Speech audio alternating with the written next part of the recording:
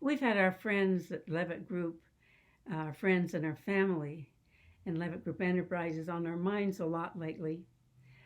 Our vision of you is different than usual. Usually, when we see you, you're in public or you're at work or at an event and you're happy and casual and dressed in your very best.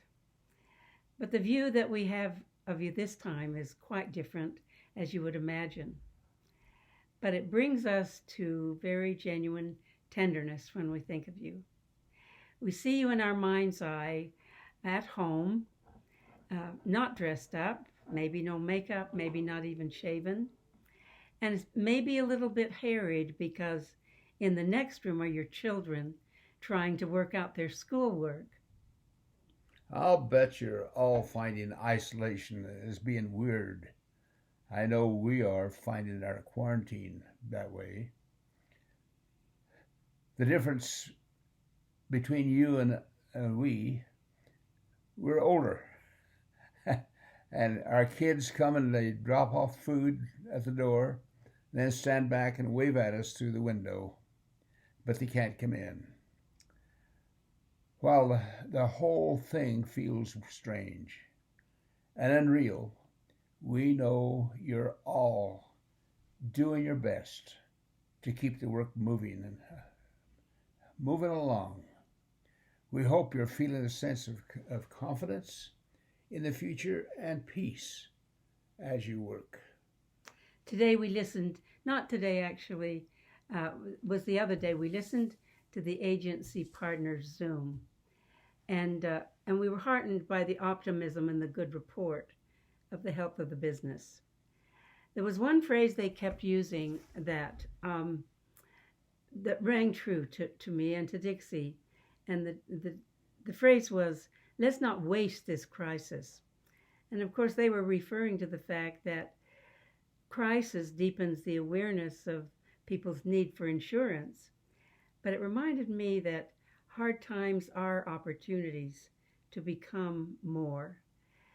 We build spiritual muscle when we meet adversity with courage and faith. I thought immediately of a great talk given years ago by a very wise man who was a friend of ours that we loved. His talk had kind of a quirky title, "Come What May," and love it. Do you remember it? I sure do, and he is a wonderful friend.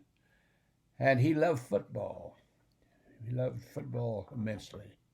He was a standout quarterback in high school and a running back in college. He come home one day after losing a tough game. He was discouraged and whimpered to his mother. She was a strong woman and expected her children to pick themselves up and get going. So she said to him, "Joseph, come what may and love it." That sounds a little unsympathetic, but when he told the story, he would say, "I have since appreciated her counsel. She was trying to teach me that every life has peaks and shadows, and times when birds don't sing and bells don't ring. Those who are happiest seem to have a way of learning from difficult times, becoming wiser, stronger, and happier as a result. We are where we are with this pandemic. We wouldn't have chosen this experience. But let's not waste this crisis. Let's find ways to make the time not only bearable, but personally productive. That's why we like the idea of being in touch with you.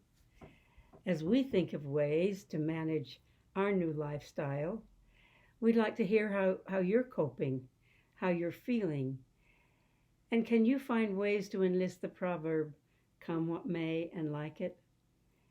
If you think some of our thoughts might come in handy, we'd love to hear from you. And we should tell you that we believe that we deserve an Academy Award for this effort. This has been going on a week, and we love each other, But and we love sometimes, you, but we're but in this effort, sometimes we haven't acted like we loved each other, but we do. bye-bye.